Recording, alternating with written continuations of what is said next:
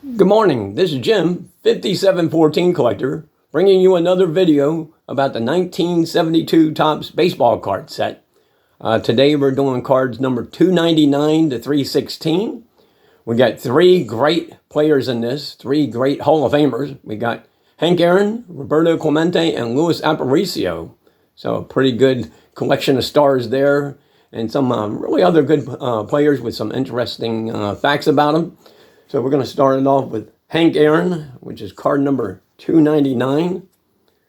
That's a beautiful card of Hank Aaron. Maybe I have to show it here so it doesn't show the glare and all that.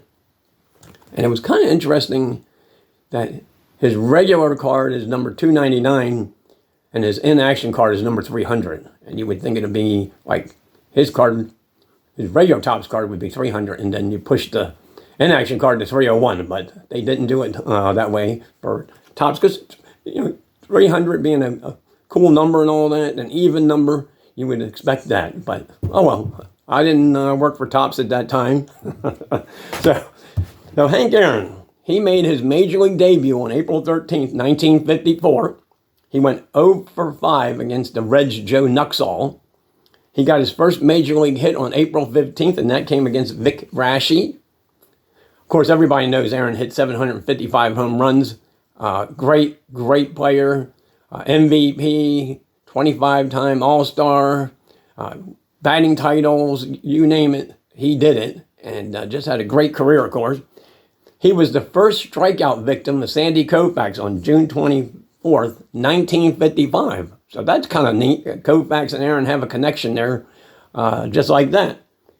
He hit 17 home runs lifetime against Don Drysdale, the most against any.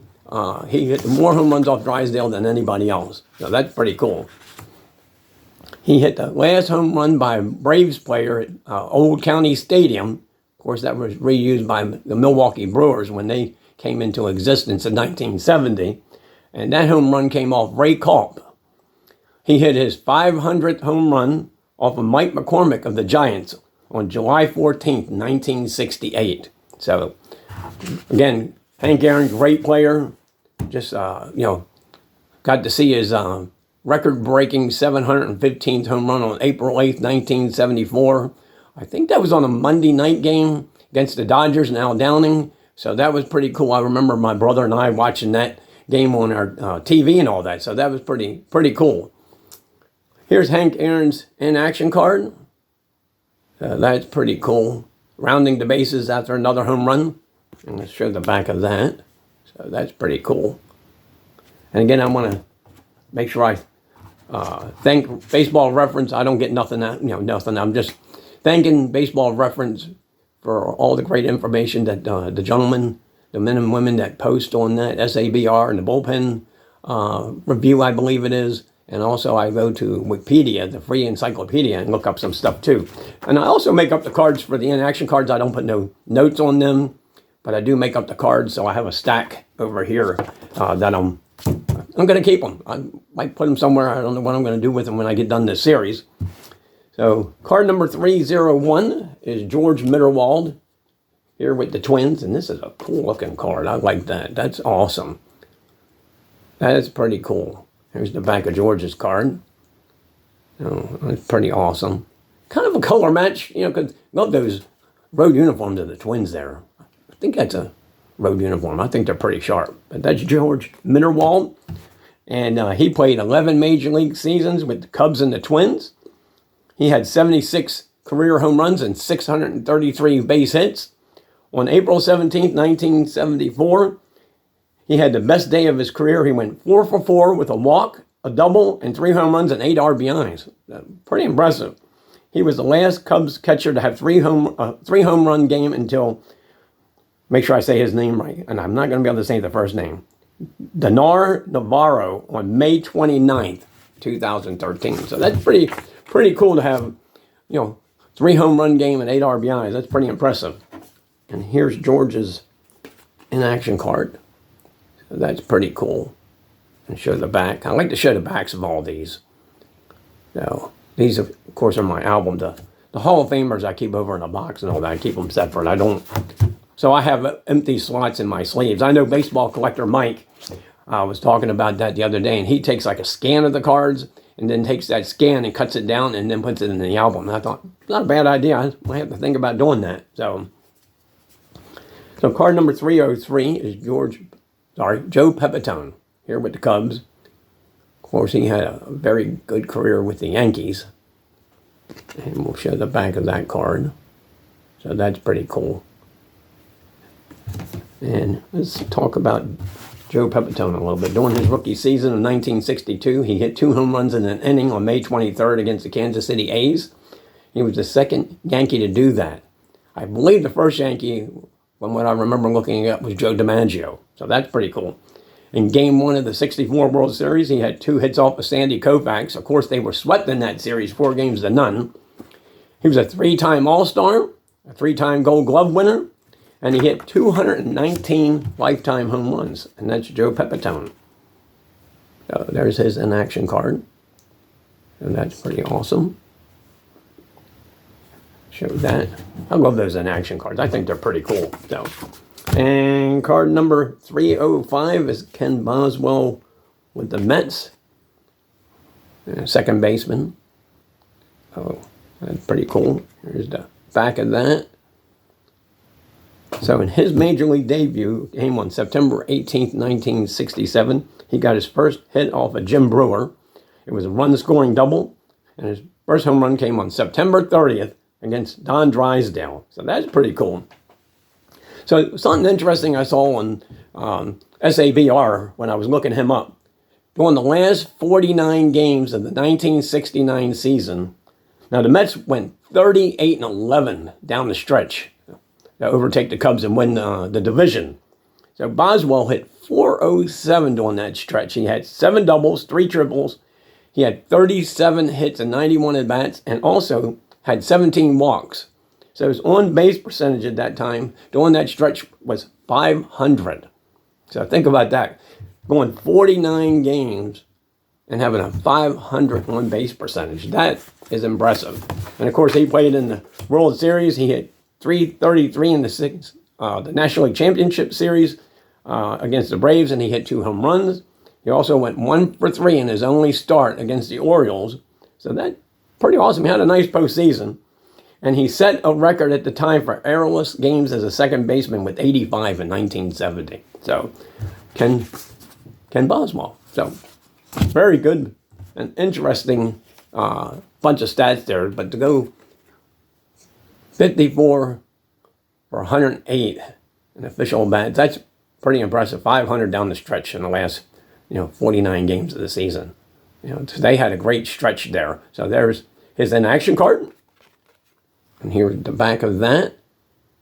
And like I said, when you guys get some time, make sure you go to Baseball Reference and look up some of these guys. They had some very impressive, weeks of the season, or maybe they had a great second half or a great first half, and they really break it down nice. There's a lot of good writing on Baseball Reference. Really enjoy that. So card number 307 is Steve Renko here with the Expos. That's pretty awesome. Spring training shot, as most of these cards are. But that's pretty cool. So he pitched 15 seasons. I had forgot that he pitched that long. I knew he had been in the majors, in the 10-year range, but I did not know it was 15. He was 134 and 146 lifetime. He played football at Kansas University. He was the quarterback, and he played in the backfield with Gale Sayers. So that's pretty cool. You got to be pretty damn good to, play in the backfield and be quarterback for a major university. So very talented player for sure. And his second major league start with the Expos, he got his first win on July 1st, 1969 against the Cubs. He had 3 career one-hitters. So that's pretty cool. And as a batter, he hit .215 lifetime. He had 114 career base hits with 16 doubles, 2 triples, and 6 home runs. And one thing I really miss is I miss watching pitchers bat. I mean, I know why we have the DH. I know why the American League went to that in 1973, I believe it was. I get that. I know why the National League adopted the DH and all that. But really, you miss seeing guys like Cole Hamels and Madison Bumgarner when they were playing, and they were good hitting pitchers. And I remember a game where the Phillies and the Giants were playing each other, and Hamels hit a home run in the game, I believe it was, and Bumgarner hit one. And you just don't get to see that anymore. And the offense still isn't that great. The pitching is so dominating sometimes, it's just amazing. But here's Steve Renko's in action card. So that's pretty cool. Show the back, a little off-centered, but a beautiful card. Okay, so we come to card number 309, and they did it with Clemente too. I don't know why Clemente got a 309, but he did. And here he is, the great one. And what a beautiful card this is. That is a beautiful card. And of course, this is his last season, not his last card, but 72 was his last season. And of course, everybody knows the story of the great one. Roberto, of course, got his 3,000 base hit, a double. And that was pretty awesome that he ended his. Unfortunately, it happened that way, but so happy that he got 3,000 career base hits. But let's go over here and talk about Mr. Clemente a little bit. He got a base hit in his first major league at bat. That came on April 17th, 1955, and it came against the Dodgers. On September 2nd, 1961, he got his 2,000, and I'm sorry, that's 1966. He got his 2,000 career base hit off Ferguson Jenkins, and that was a 3-run home run. He was the MVP of the 71 World Series, which, not surprising, he had a couple home runs and just had a great series. One thing that he did, I don't know how many people know, he doesn't hold the record, but he played in 14 World Series games and had a base hit in every single one of them. I think Hank Bauer holds that record at 17, but Clemente had a base hit in every World Series game he ever played in. So that's pretty cool. And of course, everybody knows the tragic story that he died as a flying relief mission on December 31st, 1972. They also they waived the 5-year rule for the Hall of Fame, and he got elected, I think it was in 73, if I remember right. Obviously deserved that great recognition. Just a great, great player, great humanitarian, the great Roberto Clemente. Here's his in action card. And I'll shout out Theo, Clemente collector, because he's a big, big Clemente collector, and I can see why. And there's the back of Mr. Clemente's card. So, the great one. So card number 311 is Clay Carroll here with the Reds. He's a very, very good relief pitcher for the Reds. Part of the Sparky Anderson crew and the bullpen and all that. So, and he had a nice career, that's for sure. Oh, got a little lag there. So there's that. And that's card number 311. He was 96 and 73 lifetime in 15 seasons. He had 143 career saves. He led the National League with 37 saves, which set a record at that time in 1972. On May 30th, 1969, he hit a 2-run home run off Bob Gibson to beat the Cardinals 4-3. So, now here's a guy that had a great career in his own right, but to tell your kids and your grandkids and your relatives that, hey, I hit a 2-run homer off Bob Gibson to help my team win a game. That's impressive. I love that. And that's the kind of stuff you see on SABR. I love reading that, and I'll go down and read, the 5 or 6 paragraphs or whatever they write about these guys, and it's just amazing. I'm going, wow, that's pretty cool. In Game 4 of the 70 World Series, he pitched 3 2/3 of shutout baseball and got the win in that game when Lee May hit the home run in the 8th inning off Eddie Watt. The Reds won Game 4 6-5. Of course, the Orioles came back, won Game 5, and beat the Reds. But yeah, pretty cool. So here's Mr. Carroll's in action card. That's pretty awesome. We'll show the back of that, of course. And that's pretty cool. That's a nice looking card, too. I love the follow through on those. That would make a great picture on the regular card, too. I mean, that's just beautiful. So that's Clay Carroll. Card number 313 is the last of the Hall of Famers this morning. It's Luis Aparicio. Like I said, 3 Hall of Famers in this group today. That's pretty awesome. Of course, here he is with the Red Sox, but he's known as playing with the White Sox He played like 11 seasons with them. He played 5 with the Baltimore Orioles. He was on the '66 World Championship team with Baltimore when they swept the Dodgers. That's Luis Aparicio. And he was the 1956 American League Rookie of the Year. Starting in his rookie season, he led the American League in stolen bases 9 consecutive years from 1956 to 1964. And I think he had 506 stolen bases, if I remember right, lifetime. He won 9 Gold Gloves. He was the starting shortstop, like I said, for the championship Orioles in '66. And he hit .286 in 10 World Series games for the 59 White Sox and the '66 Orioles. So he had a really nice career and some nice World Series games, too. And here's his in-action card. So that's pretty cool. And we'll show the back. So we got 2 more this morning. And let's see, we got card number 315. That's Paul Splitall here with the Kansas City Royals. Now, that's pretty cool. He spent 15 seasons in the major leagues, all with Kansas City. He was 166 and 143 lifetime. So, great career. He won 20 games in a season, so that's pretty awesome. Wasn't known as a fastball pitcher, more of a control artist. He was drafted by the Royals in the expansion draft in 1968 in the 25th round. Now, what's cool about this, of course, Kansas City didn't come in to the American League until 1969. That was their first year in the AL. He started their first game in history in the minors, okay? So that was pretty cool. He pitched for the Corning Royals, and that was in the New York Penn League. So he started actually their first game in their history prior to them coming into the American League in '69. So that's pretty cool. Did not know that. Found that on Baseball Reference. He won 20 games for the '73 Royals. And he also won the first Kansas City Royals playoff game in their history in 1976 against the Yankees. He pitched 5 2/3 innings of relief for the win. So, again, pretty cool stuff, Mr. Paul Splitall. So the last card today is the 72 Cardinals rookies.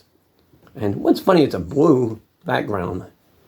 And you would think it'd be red, but maybe it'd be too much red with those hats and all that. But that's a pretty cool looking card. And I think the Orioles card from this season, from this set, is also blue, if I remember right. So we'll start with Jim Bibby. Jim Bibby had a nice career, too. Really good pitcher. So, and that's card number 316. So Jim Bibby in 1973, he threw the first no-hitter in Rangers history on July 30th against the world champion Oakland A's. On May 19th, 1981, Bibby gave up one hit to the first batter of the game and then retired the next 27 in a row. So that's pretty cool. Neat little tidbit. Hopefully I say the gentleman's name right. Jorge Rogue. He played 4 seasons in the majors. He hit 2 home runs in 139 at-bats. Jorge hit a grand slam for the Expos on opening day of 1973. So, pretty awesome. The next gentleman is Santiago Guzman. He pitched in 12 games in his major league career. He had 1 complete game across 4 seasons with the Cardinals. On May 19th, 1970, he won his only major league game against the Astros, 12-3. It was the only complete game in his career. So that is it for today. And this is part 21. Hope everybody enjoyed it. I'm going to do a quick couple shout outs before I go this morning. Scott from Reindeer Studios. Scott, I bought a couple cards. I got them in the mail yesterday. I'm waiting for a t-shirt to come in the mail. I'll hope to do a video about that next week. And also a shout out to Chris from Missouri. I want to thank him for being one of his sponsors in his latest video. I enjoyed being the sponsor. So that was pretty cool. Thank you, Chris. And thank you, Scott. I hope everybody has a great day. I hope everybody has a great Sunday. And we'll do, hopefully, like I said, I'll probably try to do a video next week. Hope everybody has a great Sunday, and we will catch up with you on the next one. Bye-bye.